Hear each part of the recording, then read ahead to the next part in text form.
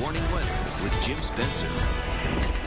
Well, if we lived up north tonight, we might just see scenes like these. Sunday, almost the entire Earth-facing side of the sun erupted in activity, blasting possibly billions of tons of plasma toward Earth at 1,000,000 miles an hour. It's already arriving, expected to create a spectacular aurora borealis tonight and tomorrow night, mainly in northern latitudes, or the northern lights. But this storm's so powerful, it could actually create these southern lights, too.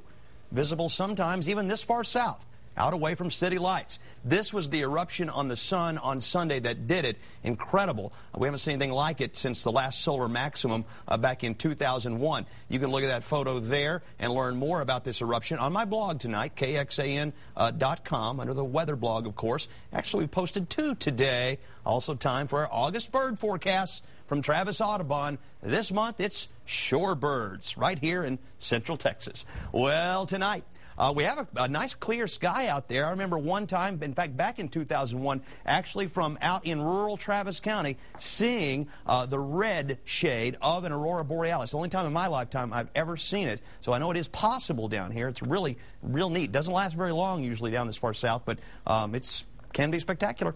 Again, you got to be away from city lights, though. 88 degrees out there right now. It's certainly warm and muggy tonight. By 7 o'clock in the morning, 77 degrees. By noon, 93 degrees, and 100 tomorrow afternoon for the high. 90 degrees up in Georgetown right now. Still real hot there. 86 in San Marcos. You factor in the higher humidity levels tonight, and it still feels like 95 in Austin, 94 down in San Marcos, 97 degrees, the heat index in LaGrange. Clear and 88 in the city right now. It's mostly clear at ABIA. And 86 degrees. Winds are south in town. At the airport, the wind's south at 6 miles per hour. Mole 2371, down from yesterday, but still high. And Fall Elm at 19. Low. Our allergy forecast for Wednesday, we're likely to still see a high mole count, but low Fall Elm numbers. Around Texas, a warm night. Dallas at 91, 92 out here in San Angelo, 84 up in Amarillo, 84 degrees also over in Houston. The ridge weakening just enough today to allow a little tropical moisture to come in to central Texas. That knocked a degree or 2 off our high temperatures this afternoon, but the heat indices were actually hotter than yesterday and the day before when we were reaching 100, 101 degrees on the thermometer, so it kind of all balances out. In fact, it's even a little bit worse when the humidity is higher. And this ridge will kind of meander around back and forth over the next 5 to 7 days, so some days we might be 99, some days 101, but generally in that range. Well, this is kind of a misnomer now. It says Tropical Storm Colin, but the National Hurricane Center says this storm has completely fallen apart after forming early today. They say now they're not even going to issue advisories on it anymore unless it begins intensifying again. They're forecasting just a general movement of the old remnant low pressure area up toward the eastern coast of the United States by this weekend. There's one more little wave out here in the central Caribbean we're watching, but the odds of that developing anytime real soon are also pretty slim.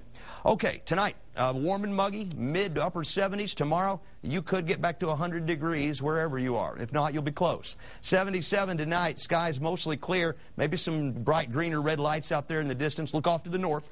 100 degrees tomorrow, mostly sunny with south winds. On the 7-day, again, if we're not at 100 degrees, we're real close to it each afternoon for the next week. Overnight low temperatures will remain very warm and muggy through the next week at least, maybe well beyond. Now, whether it's the lower temperatures we've seen this summer or whether it's the economy, Family Elder Care says fan donations are seriously low this year compared to last year. This summer has been a little bit different than past summers. It's been a little bit milder, and for that reason, I think that people haven't had fan drive on their mind. But we're here now asking for your help. It's getting hot and it's getting hotter, and these folks need help. Again, any fire station throughout the city of Austin waiting to take your donation, monetary or fan. So please come out and get it. All 44 Austin fire stations will take your donations, several across other locations here in Central Texas. You can find a list by searching for this story on the weather section of KXAN.com.